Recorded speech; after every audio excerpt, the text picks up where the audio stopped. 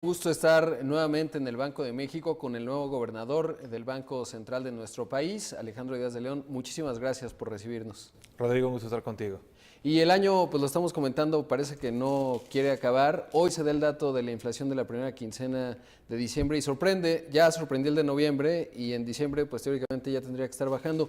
¿Cómo explicar este dato inflacionario que pues no cumplió con la expectativa que teníamos apenas hace unos meses? Sí, este año ha sido complejo en materia inflacionaria. Tuvimos en la primera mitad del año, sobre todo el choque del incremento en los precios de las gasolinas y también la depreciación del tipo de cambio.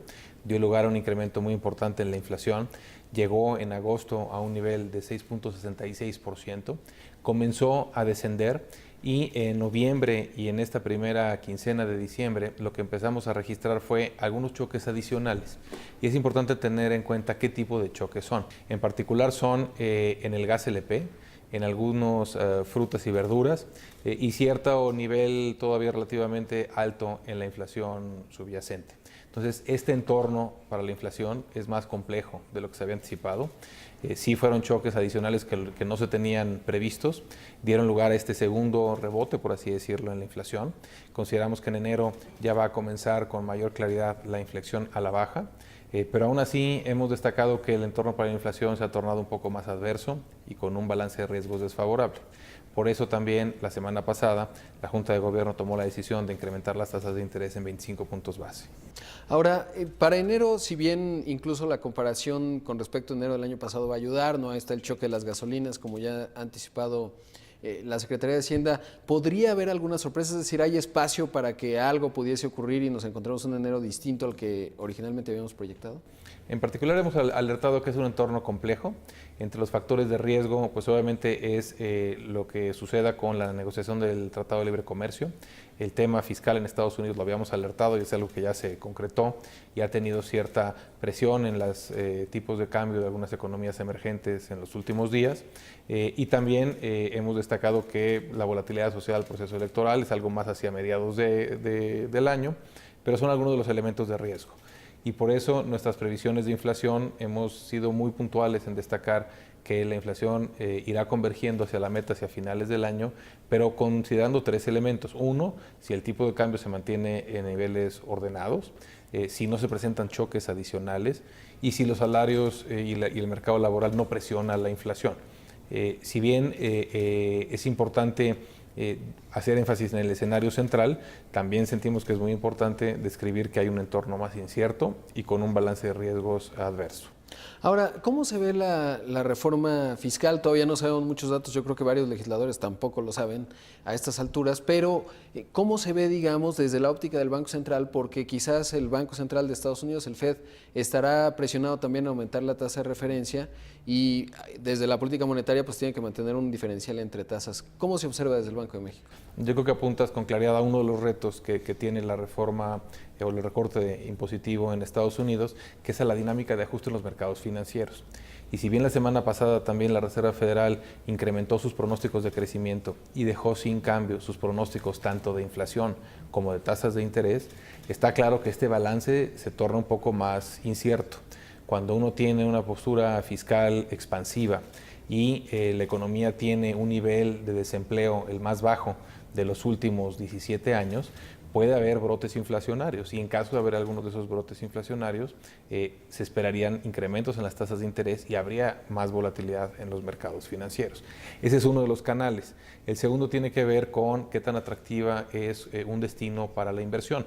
Este recorte de impuestos en Estados Unidos al resto del mundo le impone un reto competitivo, es decir, para poder ser atractivo para la inversión extranjera y también para la inversión nacional, se necesita mejorar el balance de competitividad. ¿Cuál tendría que ser la prioridad de México en ese sentido? Porque tenemos poco margen fiscal, eso lo sabemos. ¿Por dónde observa el gobernador del Banco de México que tendríamos o tenemos los espacios para poder reaccionar a un escenario como este? Yo creo que son varios los elementos que entran en la competitividad. Yo creo que van desde elementos de incrementar la productividad de la mano de obra a través de mayores capacidades, mayor entrenamiento y mejorar infraestructura, diferentes elementos que son importantes para las decisiones de inversión y que debemos de redoblarlas. Es algo que Va a llevar también, estas decisiones de inversión son complejas y llevan tiempo, pero hay que empezar a evaluarlo y a tomar decisiones en la materia. Tomando en cuenta la incertidumbre y la que ya va apuntando, gobernador, ¿hacia dónde podemos esperar el tipo de cambio este año sin comprometer, digamos, un número, porque eso no es sencillo, pero dónde tendría que estar más o menos? Es una pregunta muy difícil y sobre todo por lo siguiente. El tipo de cambio refleja en general dos grandes cosas. Una es el estado de la economía y sus variables fundamentales, pero también las primas de riesgo asociadas al estado de la economía y sus elementos fundamentales. Lo que hemos visto es que en los últimos 18 meses ha habido mucha incertidumbre y en particular sobre el Tratado de Libre Comercio y algunos otros elementos que son esenciales para el desempeño de la actividad económica, y ha sido difícil que estas primas de riesgo se contengan y se reduzcan. Hasta en tanto no tengamos algunas de estas definiciones, persistirá este entorno de volatilidad. Cuando se tengan esas definiciones, podrá tener una tendencia más clara, dependiendo de cómo se materialice en un escenario favorable o desfavorable, en un sentido o en otro. Por supuesto. Ahora, ¿qué decir de la coordinación con la Secretaría de Hacienda? ¿Cómo es la relación con el nuevo secretario? Porque en este año 2018 habrá que tener muchísima coordinación. Tengo la fortuna de conocer al secretario desde hace varios años y de tener muy buena relación y comunicación con él. Ambos hemos reforzado los canales de comunicación institucional, así que yo creo que algo que debemos de tener claro y que tenemos muy claro es que esta comunicación, y especialmente en momentos complejos como el actual, es muy importante, y ese canal de comunicación es pleno y directo. ¿Ha participado ya en la decisión de política monetaria? ¿Estuvo el secretario? Estuvo en la reunión de política monetaria. De hecho, ya hemos tenido varias reuniones de trabajo. Primero un primer desayuno para tener comunicación y marcar prioridades en la agenda. Después en la reunión de política monetaria con la Junta de Gobierno. Y también hace unos días tuvimos una reunión del Consejo de Estabilidad Financiera. Así que ha sido un diálogo intenso.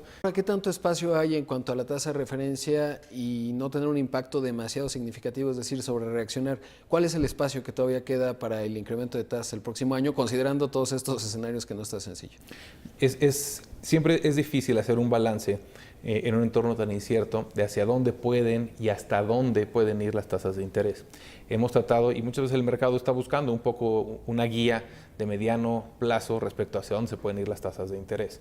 Pero en un entorno tan volátil, también es arriesgado dar un poco una guía más precisa.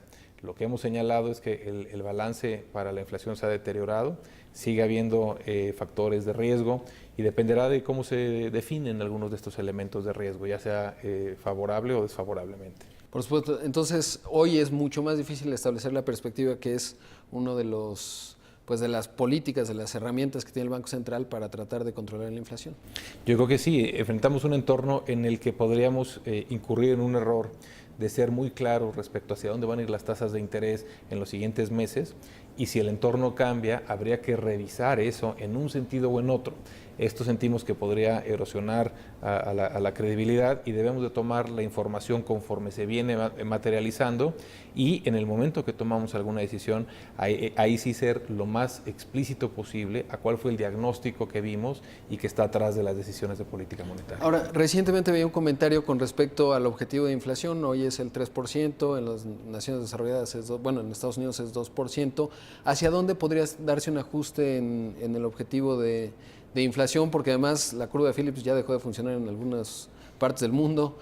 ¿Qué podríamos esperar con respecto a ello? El objetivo de inflación del Banco de México es 3%, con un intervalo de variabilidad de más o menos 1%.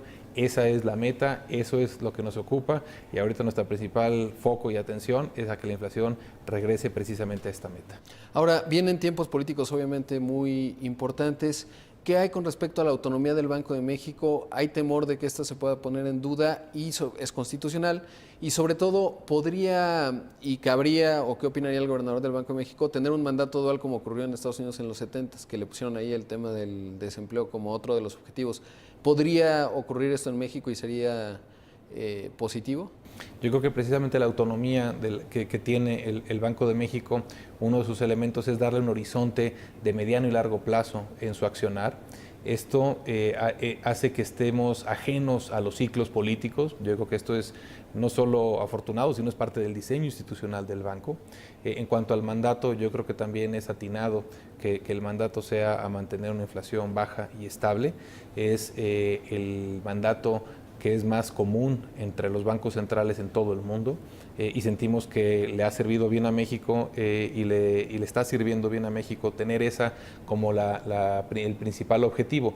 Hay otras finalidades secundarias, que es el sano desarrollo del sistema financiero y también un sano funcionamiento de los medios de pago y los sistemas de pago. Ahora, de darse el escenario, ¿cómo defender la autonomía del Banco de México más allá de lo jurídico, que es constitucional? Yo creo que lo que hemos visto es que cada vez se ha generalizado más yo diría que aceptación y convencimiento de que la mejor contribución que puede tener el Banco Central para la economía es mantener una inflación baja y estable y estar ajeno a estos ciclos políticos. Y en ese sentido, creo que ese es el elemento fundamental de cómo defender la autonomía.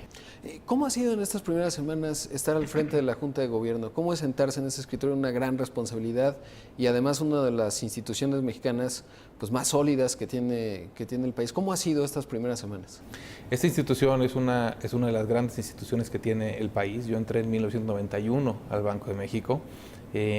Y me ha tocado recorrer diversas áreas y conocer a mucha de la gente que sigue hoy en día en el banco. Puedo constatar de primera mano lo valioso que es el capital humano que tiene el Banco de México. Y en cuanto a la responsabilidad y el tamaño de la responsabilidad, diría que hay una gran ayuda para cualquier gobernador, y en este caso del Banco de México, que es la propia Junta de Gobierno. El tener en la Junta de Gobierno a mexicanos tan comprometidos y tan conocedores de la materia, donde se debate y se enriquece el diálogo, ha sido siempre muy constructivo y ese es uno de los pilares de la institución. Así que definitivamente la fortaleza de la Junta contribuye y ayuda al cumplimiento del mandato. Ahora, falta uno de los subgobernadores. Es prerrogativa obviamente del presidente definir el perfil, pero ¿cuál tendría que ser la característica que tenga el que ocupe esa silla? Siendo un órgano colegiado, pues es muy relevante. En la propia ley del banco se establece el perfil. Sentimos que es una descripción muy nítida de lo que se requiere para la Junta de Gobierno y de hecho hay dos tipos de perfiles, uno con amplia experiencia en materia financiera y monetaria, y el segundo es la posibilidad de que solo tuviera experiencia en la parte financiera y no necesariamente monetaria. Esos dos perfiles tienen lugar en la Junta de Gobierno y, como tú bien señalas, es una atribución presidencial que debe ser también ratificada por el Senado o, en su caso, por la permanente, y nosotros estamos listos para trabajar con quien estas instancias determinan. Gobernador, pensando en el escenario tan complicado que tenemos con tantos focos de incertidumbre, ¿cómo son sus noches? Es decir, ¿duerme bien? ¿Se puede dormir bien en este trabajo? Yo creo que el sueño es un poco algo que a lo mejor uno tiene que sacrificar un poco, pero diría que también la energía y el ánimo del compromiso con la responsabilidad también es algo que nos mantiene alertas y que nos da empuje para tratar de hacer nuestra contribución a que el ajuste sea lo más ordenado posible y a que el banco cumpla cabalmente con su rol. Ahora, ¿cómo entender la política monetaria en este escenario en donde estamos viendo que pues, está dejando de funcionar como la entendíamos antes, o por lo menos en Europa es expansivo, en Estados Unidos tiene distintas velocidades y muchas cosas que antes se daban por sentado están cambiando? ¿Cómo entender la política monetaria ahora en un país como el nuestro? Yo creo que, y tienes mucha razón, en el mundo y sobre todo en las economías avanzadas, se está viendo un fenómeno en el que parece combinarse estas reducciones en las tasas de desempleo que podrían avisorar presiones inflacionarias, pero hay algunos elementos que pudieran ser de corte estructural, como la globalización y sobre todo el cambio tecnológico, que están reduciendo el poder para determinar precios en compañías, no solo de bienes comerciables, sino inclusive de servicios, y esto ha puesto un freno a la dinámica inflacionaria. Yo creo que esa es una tendencia global, pero en las economías emergentes tenemos una capa adicional, por así decirlo, de retos. En el caso de México es muy claro. El hecho de enfrentar los choques, la depresión del tipo de cambio y algunos incrementos importantes en algunos energéticos ha creado un entorno de inflación diferente, Pero si bien yo creo que subyace esta presión que tú comentas, donde realmente parece que algunas de las prescripciones de política que eran atinadas para ciclos económicos convencionales no están siendo muy atinadas en este ciclo que es particularmente típico. Ahora, regreso nuevamente al tema político porque genera mucha inquietud en muchos mexicanos que vaya a haber pues posturas que no necesariamente vayan de acuerdo con la construcción que hemos tenido del Banco Central. ¿Cuál será, digamos, la postura de defensa en caso que sea que se convierta en una realidad? Porque lo hemos visto en otras geografías, en América Latina hay varios ejemplos de fuertes cuestionamientos e intenciones de interferir con el Banco Central. Entendemos que hay tiempos de campaña y hay tiempos de ejecución de planes de gobierno. Nosotros nos concentramos en la ejecución de los planes de gobierno e interactuar con la administración que corresponda, y en ese sentido habrá tiempo suficiente y espacio para argumentar qué es lo que más conviene desde el punto de vista del Banco Central, y en ese sentido nuestro rol es muy claro, nuestro mandato también es claro, y sentimos que es la mejor manera en la que nosotros contribuimos en el papel que nos toca, que es ser ancla de expectativas, ancla macroeconómica y que contribuya a la estabilidad en el país. Ahora, ¿qué decirle a muchos mexicanos que a lo mejor quizás no entienden tanto de política monetaria y quizás pues las nuevas generaciones tampoco tienen tan consciente el tema de la inflación? ¿Qué decirles con respecto al líder del Banco de México en cuanto a la importancia de la institución? A mí lo que me gustaría comunicar, y hemos tratado de hacerlo cada vez por diferentes medios, tenemos un museo interactivo de economía en el que se pasan algunos de estos mensajes de por qué es importante que el Banco Central cumpla su mandato. Y podríamos entender que la estabilidad macroeconómica pues debe ser entendido como una especie de bien público en el que debe estar presente todo el tiempo, y que es la mejor manera en la que se permite que la actividad económica se dé en sus mejores términos y que los agentes económicos se dediquen a sus negocios, a sus trabajos y a no preocuparse de que el entorno general puede ser inestable y que sus ahorros o su salario puede ser mermado por la inflación. Ahora, otro aspecto muy importante tiene que ver con el Banco de México como un regulador de la mano de la Comisión Nacional Bancaria y de Valores. ¿Qué se ve en la banca? Porque siempre ha habido pues, la necesidad y el señalamiento de que haya más eficiencias. Está atorada ahora la ley FinTech. Desde esa óptica, ¿cuál es el papel en 2018 del Banco de México desde una óptica de acompañar al sistema financiero en cuanto a regulación? Yo creo que el sistema financiero ha avanzado mucho, sobre todo en su solidez. Desde la crisis bancaria de mediados de los 90 realmente se enfrentaron en aquellos años y épocas muy difíciles. Me tocó, inclusive estando en el Banco de México, ver digamos con un contacto muy cercano muchos de estos problemas. Se ha avanzado mucho. La banca mexicana hoy es mucho más resiliente y resistente a choques.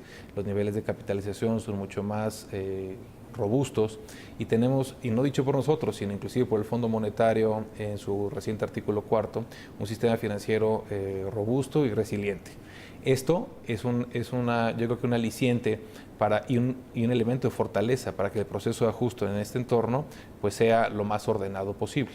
En relación a la ley FinTech y a las oportunidades de estas innovaciones tecnológicas, creo que este tipo de industria puede ser muy útil para un país como México, en el que puede ayudar a cerrar la brecha entre los usuarios que no tienen un amplio acceso a los servicios financieros, para que puedan tener cada vez acceso a este tipo de servicios.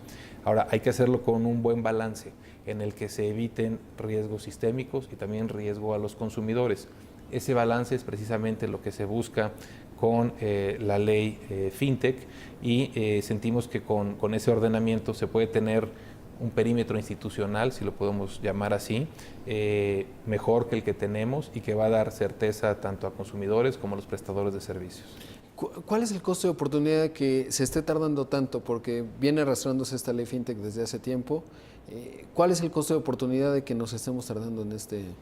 Bueno, yo creo que apuntas un tema clave, que realmente la innovación en este segmento es muy ágil, es muy rápida, y yo creo que en la medida en la que podamos contar con dicho ordenamiento será mejor tanto para consumidores como para los propios intermediarios.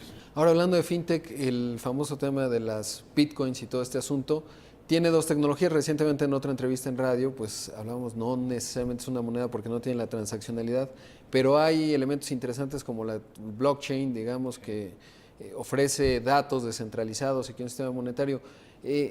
¿Cuál es la opinión de esto en términos de que se pueda empezar a explorar o integrar, no una Bitcoin por supuesto, pero sí estos elementos tecnológicos? De hecho, es uno de los elementos que estamos revisando con mucho cuidado, cómo podemos aprovechar parte de estas tecnologías para mejorar los medios de pago, sin que necesariamente estén ligados a algunos de estos activos virtuales o monedas virtuales. Creo que hay que tratar de ver cómo podemos, pues ahora sí que obtener algunos de los beneficios sin que necesariamente esté ligado a el destino de este tipo de activos virtuales. Hay que revisar mucho la materia, creo que es un campo novedoso, no solo en México, en el mundo. Estamos viendo cómo también diferentes reguladores en diferentes países están haciendo recomendaciones similares a la que se hizo hace unos días en nuestro país, en donde el Banco de México, la Secretaría de Hacienda y la Comisión Nacional Bancaria de Valores alertamos al público de que tenga cuidado con estas ofertas iniciales de este tipo de activos virtuales, para que en primer lugar se informe muy bien, no se confíe de lo que le puedan decir o cómo le puedan vender este tipo de alternativas, y que tenga plena conciencia de que son inversiones muy riesgosas. Gobernador, ¿alguna vez en 1991 cuando entraba se imaginó que iba a ser pues, el gobernador del Banco de México más joven que ha tenido por lo menos desde la autonomía? La verdad es que es algo que uno no puede imaginar que fuera el caso.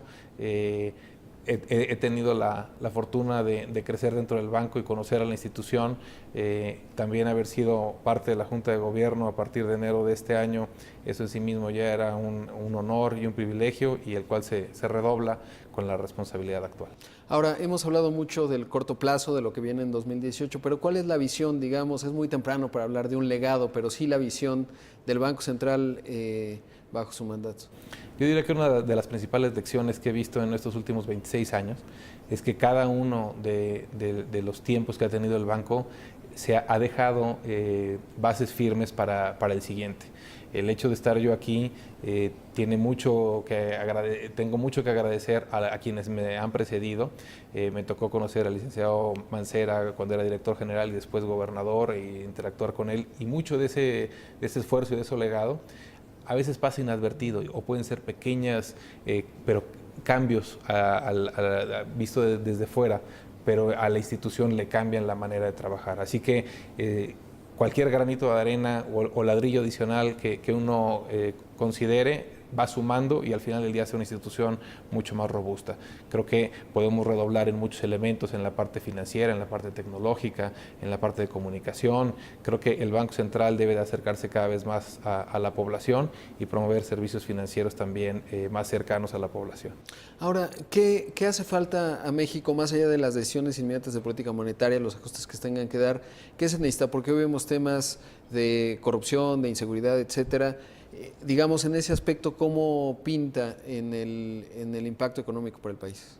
Yo creo que el Banco de México tiene dos dimensiones. Una, digamos que a profundidad, que es en la materia monetaria, financiera y de sistemas de pagos, y también tiene un rol transversal, por así decirlo, en el cual alerta sobre algunos elementos que son importantes para que la economía funcione mejor y para que sea más dinámica y genere mayor bienestar. Y en ese sentido, en los propios informes de inflación, se alerta normalmente sobre diferentes elementos que son importantes, no nada más desde el ámbito monetario y de inflación y de mercados financieros, sino para la economía en su conjunto, como es profundizar en los elementos que mejoran la productividad.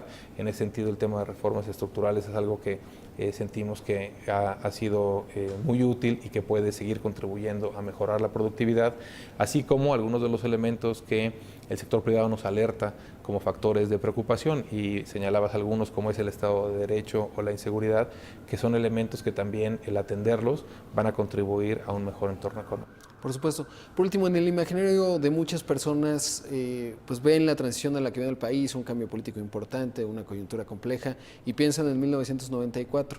México está en un escenario similar en términos de lo que se cristalizó a finales de aquel fatídico año, o ¿cuál es el México de hoy versus aquel de 1994? Hay grandes diferencias. En aquel entonces había un tipo de cambio fijo o de bandas. ahora tenemos un tipo de cambio flexible. En ese entonces había una vulnerabilidad en el sistema financiero muy marcada y que se hizo notar. Ahora tenemos una fortaleza muy importante en el sistema financiero. Es decir, hay muchas diferencias. Diría que el andamiaje macroeconómico es mucho más robusto, las instituciones financieras son mucho más robustas y creo que estamos en una posición de fortaleza para enfrentar un entorno adverso. Muchísimas gracias. Al contrario, muchas gracias a ti, Muchas Rodrigo. gracias.